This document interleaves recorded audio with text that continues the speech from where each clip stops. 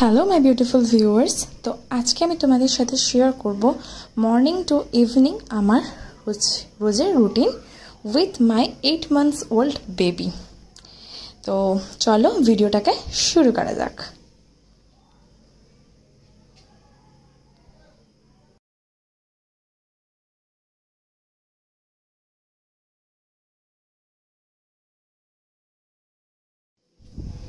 তো এখন আমি তোমাদেরকে গুড মর্নিং বলবো না, কারণ এখন আমার গুড মর্নিং হয়নি। এটা একদম হচ্ছে মধ্যরাতের কাহিনী। মধ্যরাতে আমি কী কী করে থাকি সেটাই তোমাদের সাথে শেয়ার করছি। এখন আমি বানাচ্ছি আমার বরমশাইয়ের জন্য চা। কেন মধ্যরাতে চা বানাচ্ছি তোমাদের সেটাও বলছি আর কি।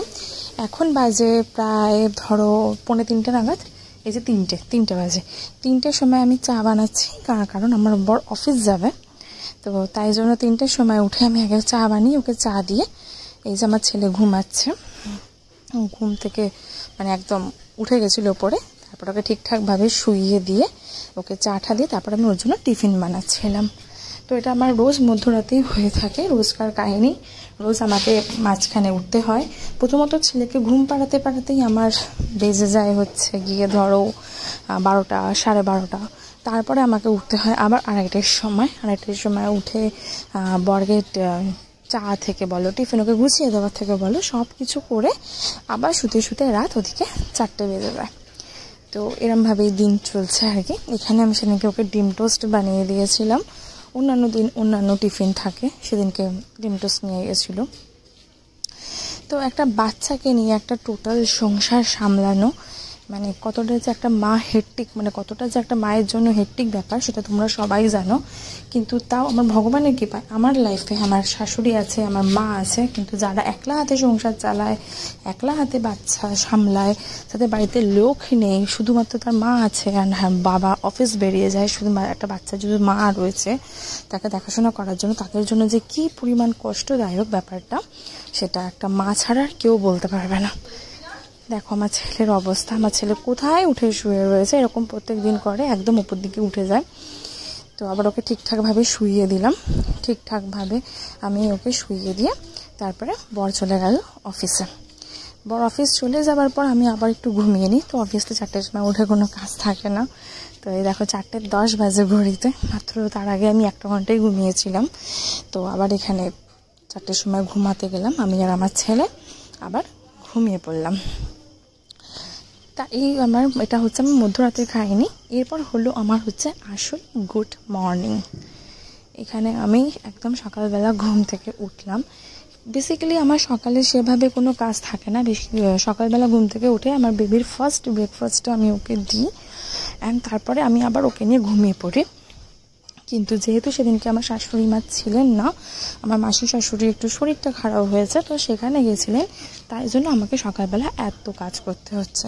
নাহলে কিন্তু আমার শুধুমাত্র এই যে রায়নকে আমি খাওয়াচ্ছি এই কাজটা ছাড়া আর কিন্তু কোনো কাজই থাকে না। একদম সকালবেলা আমি ওকে দিই হচ্ছে 2টো বিস্কুট দিয়ে ফর্মুলা, 2টো বিস্কুট মনে হচ্ছে থিন অ্যারারুট বিস্কুট আমি ওকে দিয়ে থাকি, সেইটা দিয়ে ও ফর্মুলা খায়। ফর্মুলা খেয়ে আবার ঘুমিয়ে পড়ে। প্রত্যেকদিন আমি ওর সাথে ঘুমিয়ে পড়ি, কিন্তু যেহেতু আমার শাশুড়ি মা ছিল না, তো ঘর ঝাড় দেওয়া থেকে ঘর মোছা থেকে সব কাজই আমাকে করতে হয়েছে। আমার শাশুড়ি মা থাকলে আমাকে কিচ্ছু করতে হয় না। এই জন্যই বললাম যে বাড়িতে যদি লোক থাকে, মা থাকে, শাশুড়ি থাকে, তাহলে অতটা প্রেশার একটা সদ্যজাত মায়ের উপরে পড়ে না। একটা বাচ্চাও যেমন সদ্যজাত হয়, মাও কিন্তু সদ্যজাত হয়, তো একটা মায়ের উপর এত প্রেশার পড়ে না। তো আমি তারপরে ঘরদোর মুছে স্নান করে আসার পরে এখানে আমি আমার স্কিন কেয়ার করে নিচ্ছি। স্কিন কেয়ার বলতে হচ্ছে ফেস ওয়াশ লাগাই, তারপর ময়েশ্চারাইজার, টোনার, ময়েশ্চারাইজার, তারপর সানস্ক্রিন, এই হচ্ছে আমার স্কিন কেয়ার। আর সিঁদুর, ব্যাস সাজগোজ হয়ে গেল। তারপরে পুজো দিয়ে নিয়েছিলাম। তো পুজো দেওয়া অবধি আমি ঘুমিয়ে থাকি। যখন আমার শাশুড়ি মা পুজো দেওয়ার লাস্ট ফিনিশিং হয়ে আসে, তখন আমি ঘুম থেকে উঠি। ভাবতে পারছো এতগুলো কাজ আমাকে করতে লাগে না সকালবেলা, কিন্তু সেদিনকে আমাকে করতে হয়েছে। কিন্তু যেহেতু সেদিনকে আমার শাশুড়ি মা ছিলেন না, তো তাই বলছিলাম যে একটা মায়ের জন্য একটা সাপোর্টে কেউ থাকা যে কতটা দরকার। যখন একটা বাচ্চা জন্ম নেয়, বাচ্চাটা যখন নতুন পৃথিবীতে আসে, তার কাছে নতুন পৃথিবী, মায়ের জন্যও কিন্তু সব কিছু নতুন লাইফ, পুরোটাই একটা নতুন লাইফ, নতুন করে সব কিছু করা, মানে কতটা যে হেক্টিকের ব্যাপারে সারাদিন দৌড়াতেই থাকি। মানে আমার মনে হয় আমি টাইমই পাই না, বসার টাইমই পাই না, একটার পর একটা মিলও রেডি করতে লাগে টাইম লাগে। এখানে আমি তাড়াতাড়ি করে পুজো দিয়ে নিয়েছিলাম, কারণ সেদিকে আমার দেরি হয়ে যাচ্ছিলো ওকে পরের সেকেন্ড ব্রেকফাস্টটা দেওয়ার জন্য। আমার সত্যি খুব লেট হয়ে যাচ্ছিলো, তো তাড়াতাড়ি করে আমি বিছানা রেডি করে আমি চলে গেছিলাম ওর সেকেন্ড ব্রেকফাস্ট বানাতে। আগে আমি সকালবেলা হচ্ছে ঘুম থেকে উঠে এক গ্লাস লেবু জল খাই।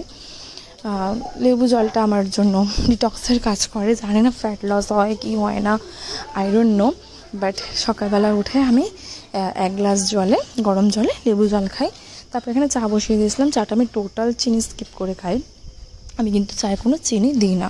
আমি সুগারটাকে মোটামুটি একটু অ্যাভয়েডই করছি বেশ কিছু দিন ধরে, বেশ কিছু মাস ধরে আমি সুগারটাকে অ্যাভয়েড করছি। আর এখানে আমার ছেলের জন্য সেকেন্ড ব্রেকফাস্টে নিয়ে নিয়েছিলাম হচ্ছে একটা কলা, পাকা কলা, সেটাকে আমি হ্যান্ড ম্যাশ করে নিয়েছিলাম। কোনো ব্লেন্ডারে আমি কোনো খাবার দিই না ওর, পুরোপুরি হ্যান্ড ম্যাশ করে নিয়েছিলাম। আর একবার মানে ওর ডিমান্ড অনুযায়ী সেরেলাক আমি বানিয়ে নিয়েছিলাম। আমি ওকে বেসিক্যালি দোকানে কেনা সেরেলাকই খাওয়াই, নো অ্যাডেড সুগার লেখা থাকে দেখবে, আমি সেই সেরেলাকটাই ওকে দিই। আমি বাড়িতে পাকমি করে সত্যি কথা বলতে কোনো দিন সেরেলাক বানাইনি, তার কারণ আমি দেখেছি অনেকেই আছে অনেক ইনগ্রিডিয়েন্টস দিয়ে, যেমন ধরো ওটস দিয়ে দিল, বাদাম দিয়ে দিল, মুড়ি দিয়ে দিল, কর্নফ্লেক্স দিয়ে দিল, অনেক রকমের প্রায় 8-6টা ইনগ্রিডিয়েন্টস দিয়ে ওরা বানিয়ে নেয় সেরেলাক। আদৌ আমার বাচ্চা সেটা ডাইজেস্ট করতে পারছে কি পারছে না, আদৌ পরিমাণটা ঠিক আছে কি আছে না, আমরা কিন্তু অ্যাকচুয়ালি কিচ্ছু জানি না। বানিয়ে নিলাম, ওকে খাইয়ে দিলাম ইউটিউব দেখে, সেটা তো হয়ে গেল। বাচ্চা লিভারের ওপর সেটা কতটা এফেক্ট পড়বে সেটা কিন্তু আমরা এই বয়সে বুঝতে পারবো না। ওর যার এফেক্টটা আসবে সেটা কিন্তু ভবিষ্যতে আসবে, তখন কিন্তু অনেক প্রবলেম হয়ে যাবে। আমার মনে হয় না দোকানে কেনা সেরেলাক এতটাও বাজে হবে। আমরা যখন দোকানে ফর্মুলাটা কেনা খাওয়াতে পারছি, ফর্মুলাতেও কিন্তু একটু আধটু অ্যাডেড সুগার থাকে, তাহলে আমাদের ফর্মুলাটাও খাওয়ানো উচিত না। সেরেলাকের সময় আমরা কী করছি, পাকামি করে বাড়িতে বানাতে যাচ্ছি। সেরেলাক দেখবে সবসময় বাজারে কেনা যে সেরেলাক থাকে সেগুলো কিন্তু 1-2 ইনগ্রিডিয়েন্টস ওরা দেয়, আর সেখানে আমি যখনই আমি বানানোর জন্য কোনো কিছু দেখেছি তখনই আমি দেখেছি যে অনেক ইনগ্রিডিয়েন্টস থাকে। যেমন আমাকে বিকেলের দিকে আমি একটা জিনিস বানিয়ে রেখেছি, সেটা হচ্ছে ওটস আর মাখানাটাকে আমি ড্রাই রোস্ট করে একসাথে মিশিয়ে বানিয়ে রেখেছি। কোনো দিন কোনো দিন কিন্তু আমি ওটাও বানাই, ওটাও ওকে দিই। কিন্তু একদম ওকে যে বাড়িতে বানানো সেরেলাক, অনেকে দেখছি মুড়ি দিচ্ছে, ডাল দিচ্ছে, চাল দিচ্ছে, তারপরে কর্নফ্লেক্স দিচ্ছে, বাদাম দিচ্ছে, মাখানা দিচ্ছে, ওটস দিচ্ছে, একসাথে প্রায় 5-6টা ইনগ্রিডিয়েন্টস দিয়ে একটা সেরেলাক বানিয়ে দিচ্ছে, আর ওটাই বেবিরা খেয়ে নিচ্ছে। এটা তো উচিত না, না? তারপরে আমি সব ওর বাসনগুলো সব মেজে নিলাম। আমি বাসনগুলো মরিসনের বেবি ক্লিনজার দিয়ে মেজে ফেলি। তারপরে মা ওকে ওইখানে তেল মালিশ করছিল। তেল মালিশে আমি যেটা খুব উপকার পেয়েছি সেটা হচ্ছে গিয়ে সর্ষের তেল। বাচ্চাদের জন্য একদম মিল থেকে না খাঁটি একটা সর্ষের তেল পাওয়া যায় বাচ্চাদের ম্যাসাজ করার জন্য। তো ওই সর্ষের তেলটার মধ্যে রসুন, কালো জিরে, তারপরে হচ্ছে গিয়ে জোয়ান, 3টে দিয়ে ভালো করে বেশ ফুটিয়ে গরম করে ওই তেলটা ওকে পুরো শীতকালটায় মাখানো হয়েছে। তো সেটার জন্যই ও কিন্তু খুব একটা ঠান্ডা লাগেনি। তারপরে আমি ওর খাবার বানিয়ে নিচ্ছিলাম। খাবারের ওপর নানা রকমের সবজি, তার সাথে মসুর ডাল আর চালটা আমি আগেই ভিজিয়ে রেখেছিলাম। অ্যান্ড সবজিগুলো দিয়ে বিট, গাজর, মিষ্টি আলু, তারপরে যা অনেক কিছু সবজি মোটামুটি খায় সেগুলো দিয়ে 4 রকমের মোটামুটি সবজি দিয়ে ওকে বানিয়ে দিয়েছিলাম। তারপরে ওখানে স্নান টান করেও কিন্তু ঘুমিয়ে পড়ে। স্নান করার পরে কিন্তু ও থাকতে একদমই চায় না, খেতেও চায় না। স্নান করার পর ওর একটু ঘুমের দরকার পড়ে, বেশিক্ষণ ঘুমায় না, ওই 1/2 ঘন্টার মতো ঘুমায়। তার মধ্যেই আমি ওর খাবারটা পেস্ট সব কিছু রেডি করে নিই আর কি, সিটি মেরে। তারপরে এখানে স্ট্রেনারে আমি ওকে পেস্ট করে দিই। আমি আগেই বলেছি আমি কিন্তু ওর খাবার কিছু ব্লেন্ডারে দিই না। তারপরে এখানে দেখো 1 টুকরো মাখন দিয়ে ও খাবারটা ভালো করে বানিয়ে, আর এখানে আমি ডিমের কুসুমটা দিচ্ছি। এখনও ডিমের কুসুমটা খাই, কিছুদিন পর থেকে ওকে ডিমের সাদাটা দেবো। ডাক্তার বলেছে একটু করে হ্যাবিট করাতে, অ্যালার্জি হচ্ছে কিনা, সেই রিয়াকশান হচ্ছে কিনা সেটা দেখতে। তো এখানে ওকে টিভি দেখিয়ে খাওয়ানো হয়, এই যে টিভিতে চলছে টম অ্যান্ড জেরি, এটা দেখিয়ে খাওয়ানো হয়েছে। তারপর ওকে ওষুধ খাইয়ে দিয়েছে। ওষুধের মধ্যে ভিটামিন খায়, ডাইজেস্টের ওষুধ খায়, এগুলো খাইয়ে দাইয়ে আমার তো সকালেই জানা হয়ে গেছিলো। তো ওকে পুরোপুরি করে দিয়ে আমি নিজের খাওয়া দাওয়া করে নিয়েছিলাম। খাওয়া দাওয়া বলতে আমার সেদিকে রান্না করতে লাগেনি, তার কারণ আমার শাশুড়ি জানে যেটা বাচ্চা নিয়ে সব কিছু করবো, তো আমার সব কিছুই করে গেছিলো রান্নাবান্না আর কি। আমি শুধু গরম করে নিয়েছিলাম, গরম করে খেয়ে নিয়েছিলাম। আমার মাও ছিল আমার সাথে, আমার মা বাবুকে ধরছিল, অ্যান্ড আমি সব কাজ করছিলাম। তাই ওটাই বলছিলাম যে মা শাশুড়ি এগুলোর থাকা যে কতটা মানে ভালো ব্যাপার, সেটা আর কেউ বুঝবে না। তো তো মা শরীরটাও সত্যি কথা বলতে ভালো না, তাই মা বেশি কিছু করতে পারেনি। মা বাবুকে ধরেছিল, আমি সব কাজগুলো করছিলাম। তারপরে বিকেলের দিকে আমি ওকে দিয়ে দিয়েছিলাম হচ্ছে আপেল পিউরি। আপেল পিউরির রেসিপিটা আমি তোমাদের সাথে পরে শেয়ার করব। তোমরা যদি চাও কমেন্ট বক্সে লিখতে পারো যে আপেল পিউরি তোমাদের লাগবে কি লাগবে না রেসিপিটা, তাহলে আমি তোমাদের সাথে আপেল পিউরির রেসিপিটা শেয়ার করে দেবো। তো ওকে ঘুম থেকে ওঠার পর ভাত খেয়ে ঘুমিয়ে পড়েছিল, ভাত খেয়ে ঘুম থেকে ওঠার পর ওকে আমি আপেল পিউরি খাইয়ে দিচ্ছিলাম। তারপরে আমি ওকে চুল ঠুল বেঁধে রেডি করে দিচ্ছিলাম। চুল টুল বেঁধে ওকে রেডি করে দিচ্ছিলাম, তার কারণ একটু ঘুরতে বেরাবে।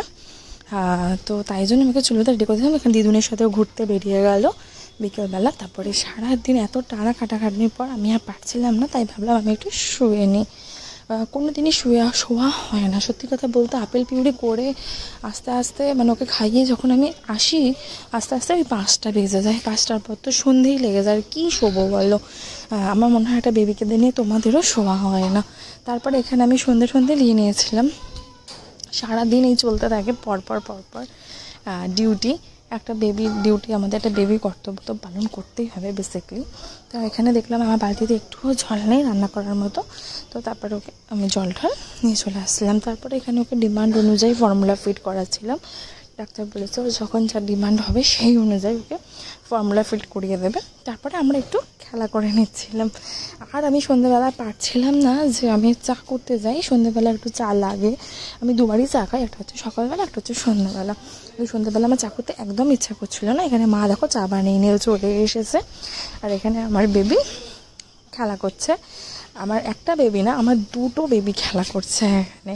বেসিক্যালি আমার একটা মেয়েও আছে, তো আর একটা আমার ছেলে আছে। এই যে আমার মেয়ে চলে এসেছে, ওরা দুজন মিলে খেলা করলো। তো এই হচ্ছে আমার ইভিনিং রুটিন। এর মধ্যে বাবা চলে আসে, আমাদের সন্ধ্যে দিতে দেওয়ার আগেও বাবা চলে আসে অফিস থেকে। যেহেতু বললাম মাসি শাশুড়ির শরীর খারাপ, আমার শাশুড়ি ওখানে গেছে, তো ও ওখানে গেছে অফিস ফেরত একবারে ওখান থেকে মাসি শাশুড়িকে দেখে মাকে নিয়ে চলে আসবে, মানে আমার শাশুড়িকে নিয়ে চলে আসবে। তো সেই জন্য ওরা ওখানে গেছে। সে